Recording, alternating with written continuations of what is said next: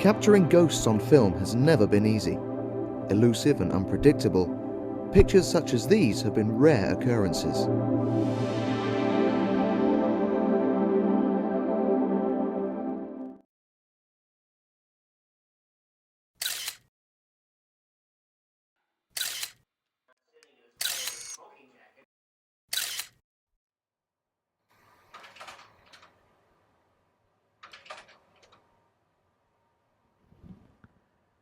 Early in the 1990s, all that changed.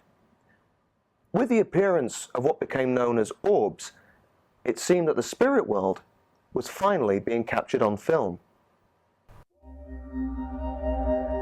Photographic experts were baffled, blaming glitches in the electronics of digital cameras, but orbs were being recorded by nearly all the latest cameras, whether digital or using conventional film, even disposable ones. The common factor was nearly all the pictures were taken by flash, but these mysterious balls of light remained invisible to the naked eye. Old houses, castles, cemeteries, old battlefields, orbs were showing up regularly at haunted locations. So, not surprisingly, many people came to the conclusion that these strange floating objects were of paranormal origin and a form of spirit energy. Some of the more extreme theories said they were secret government weapons and even probes from an alien culture.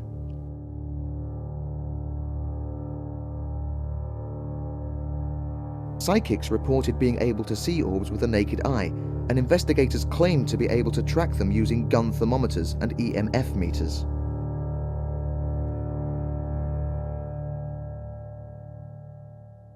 Thanks to the internet, news of the phenomena went round the world. The orbs were featured on hundreds of paranormal websites with dramatic pictures, witness reports, and theories about their existence. Something of a subculture sprang up. Classification systems according to their size were devised, and their anatomy, the inner and outer layers, named and analyzed. People often reported seeing a face inside the orbs, or the curled up fetus of a baby.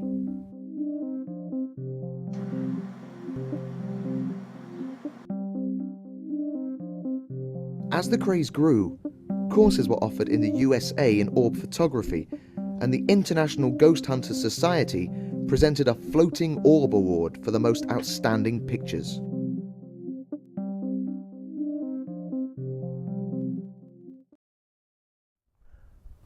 For some of us in the Ghost Club, our first encounter with orbs came in April 2000, during an investigation at Charlton House in South London, which has a long history of paranormal activity. One of the group, using a digital camera, took several pictures of orbs floating around an ancient marble fireplace in the Grand Salon, reputed to be where an illegitimate baby had been burnt long ago.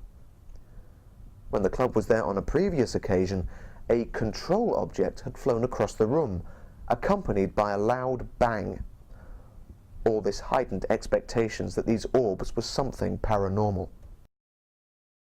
Meanwhile, on the internet, people began to question the paranormal origins of orbs and suggest practical explanations for them. Slowly, the truth emerged, and the answer was surprisingly simple. Normally invisible in the air that surrounds us, there constantly float particles of hair, dander, pollen, dust, smoke, feathers, mites, and tiny flying insects. Seen here as sunlight streams through a chink in a curtain, the particles swirl to and fro, blown about by the tiniest changes in air currents. On compact cameras produced over the past few years, the flash is positioned very near to the lens. Particles in the air close to the lens are lit up by the flash at the moment of exposure. Extremely out of focus and overexposed, these particles render as balls of white light. They look deceptively large, as there is no way of gauging their size and distance from the camera. Water droplets, snow, and rain can produce similar effects.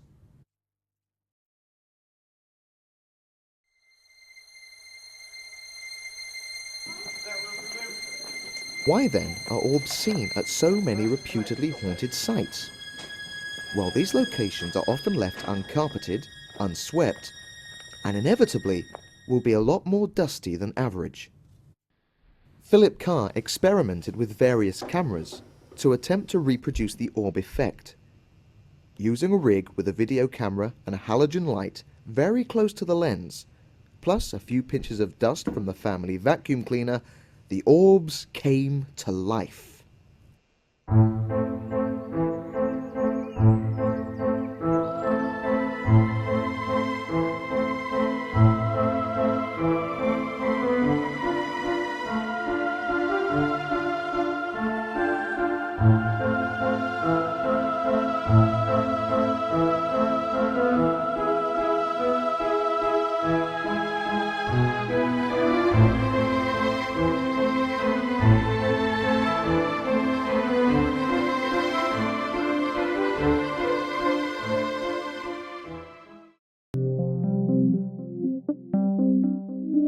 The way an orb is rendered depends both on the dust particles and the type of camera lens in use.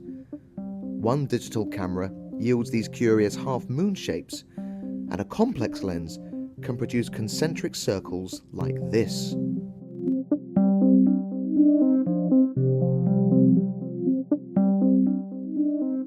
Orbs seen on night vision equipment are less distinct, but with the infrared illuminator positioned close to the lens, much the same effect is produced. Does this solve the riddle of the orbs? Done and dusted, so to speak? Well, no. Only the invisible ones, which are photographed by flashlight. There have been many incidents when strange balls of light have been witnessed with the naked eye. Some can be caused by nature, such as earth lights, seen near faults in the Earth's crust, ball lightning and so on. But others are more mysterious in their origins. Mediums and investigators, including myself, believe in a paranormal explanation for some of these experiences, which it is clear have absolutely nothing to do with dust.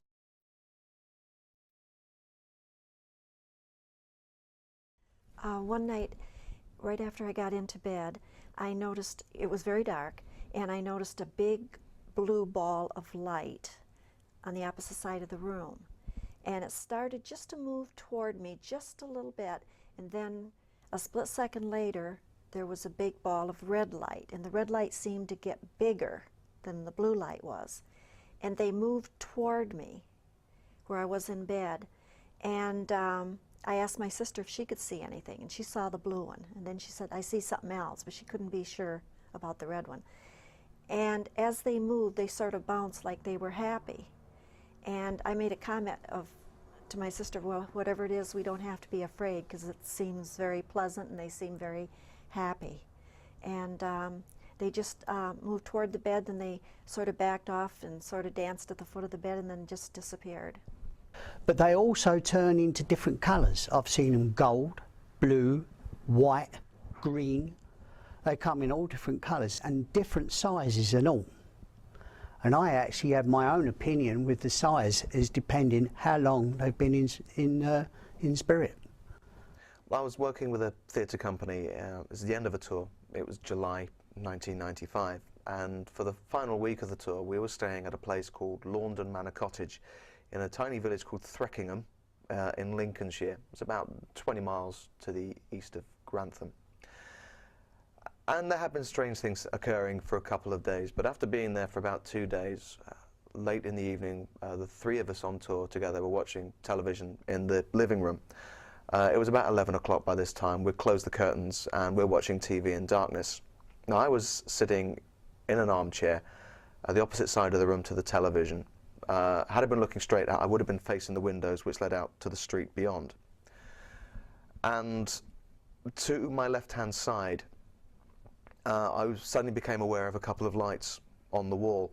These were both about the size of tennis balls. They were two-dimensional. They were utterly flat. It was like two torch beams. Very slightly blurred edges, again, like you'd expect from a torch beam. But the beam inside was absolutely constant.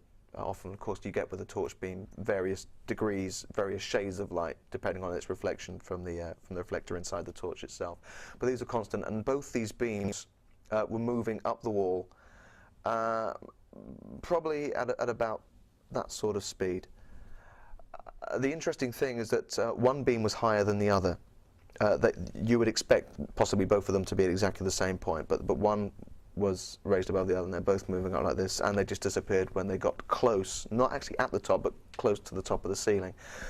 At the time, I didn't think anything irregular about this, because this would be something you might well expect from car beams going past.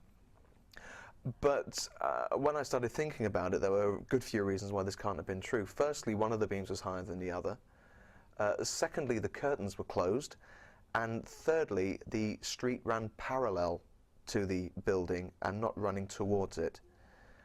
Now, these things were never explained, with various other occurrences happening in the building over the course of the week we were there. Some of them actually quite terrifying. We did actually ask the owners of the building if there was any history, and they very calmly replied, yeah, the building's haunted. It's haunted by the ghost of the butler, because they actually lived in the manor next door, haunted by the ghost of the butler and his wife. And apparently their bedroom used to be right next to where I'd actually seen the two lights. I was sitting at the edge of the room, and there was a doorway led into a small downstairs bedroom, and I'd been the bedroom the two of them had used. Apparently they never went upstairs. The wife became infirm, and they used the entire ground floor as their living quarters. They can pick up things, they can move things.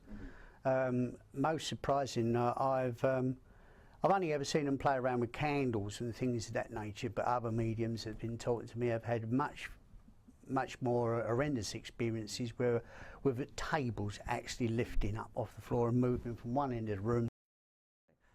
This occurred on an occasion investigating Ham House in March of 2004, and we're investigating a room called the Chapel, which is on the ground floor, and it was myself and other people who were there holding a vigil. And after we were sitting around the room, and after a little bit there was a sense of a presence which one person psychically felt was a woman called Maria. Now, subsequent research found out no woman called Maria has been associated with any ghost in that room, but it served as a label, so it was fine. And we were talking to Maria, we were trying to make contact, asking her to show herself, make a sound, feel her presence, and so on. And it certainly brought some results. There was subjectively a strong feeling of something being there. And after a few minutes of this, about 5 minutes, I asked her, can you please show your presence, give us a sign, something we can see. And at that point, I looked up and to my front, and I was sitting facing the altar, and about 12, 15 foot away, there was an orb of light which just moved across the ceiling. It moved about 3-4 meters, taking about 3 or 4 seconds to do that. It was about the size of an apple. It gave off its own radiance. That was it. You know, that was what happened. It took a few seconds to calm down from that because I don't see things normally. And that was it. Maria still, her presence was there for a little bit, and then that gradually faded, and we ended the vigil, reported it, and moved on to other rooms. Sometimes I just see flashes of light. It's almost as if a spirit just pops in and moves on out. And usually I see them on my right side. I don't know if that has any significance at all. But a lot of times I do see little flames. And they'll be almost like a cigarette lighter or a match that somebody's lit in a dark room. However, I did have one very interesting thing happen to me where my sister and I were sitting in the living room and discussing our father. And we were saying how he was such a good father. He always treated both of us the same. He never showed favorites. And we had a candle burning in the room. And so we had finished the discussion, and as I looked over to where the candle was burning in that area, it looked different. It looked like there were two flames. And I said to Susan, it looks like there's two flames rather than one. So she came over and looked at it, and she said, there are two flames. It's like almost like two wicks. But we couldn't tell. And I said, well, I don't want to put out the candle. But I said, I just feel a strong presence here. And even my sister, who was just mildly psychic, said, I feel something too. You know, maybe it's Dad. And so I said, if you're here, Dad, give us a sign. And the flame went way up high, and I'm not exaggerating, it went up about this high. And it was one of those just short, you know, round candles. And then I said, show us something different. Show us, you know, if you're here, give us some proof. Or I forgot my exact words. And the flame actually went like this, like it was dancing. And so we asked it a couple more questions, and I can't remember what else was said exactly. But then all of a sudden, we looked at the candle again, and there was only one flame.